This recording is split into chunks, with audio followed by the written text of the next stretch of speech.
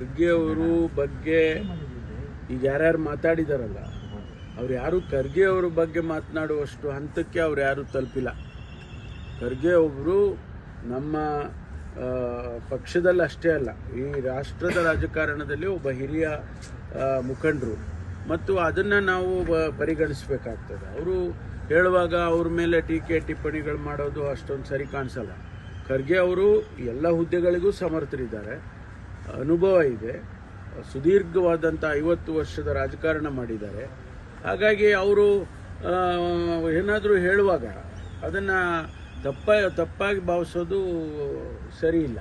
ಕೆಲವರು ರಾಜ್ಯಕ್ಕೆ ಬರಲಿ, ಅವರು ತಪ್ಪೇನಿಲ್ಲ. ಅವ್ರೀಗ ನೋಡಿ, ನಮ್ಮ ಪಕ್ಷದಲ್ಲಿ ಅವರೇ ನಿರ್ಣಾಯಕ ಸ್ಥಾನದಲ್ಲಿದ್ದಾರೆ. ಯಾರನ್ನು ಮುಖ್ಯಮಂತ್ರಿ ಮಾಡಬೇಕು ಅಂತೇಳಿ ತೀರ್ಮಾನ ಮಾಡೋರೇ ಅವರು, AICC ಅಧ್ಯಕ್ಷರು. ಹಾಗಾಗಿ ಅವರು ಒಂದು ವೇಳೆ ರಾಜ್ಯದ ರಾಜಕಾರಣಕ್ಕೆ ಬರ್ತೀವಿ ಅಂತ ಹೇಳಿದ್ರೆ ಅದು ತಪ್ಪು ಅಂತ ಯಾರೂ ಅರ್ಥೈಸಬಾರ್ದು.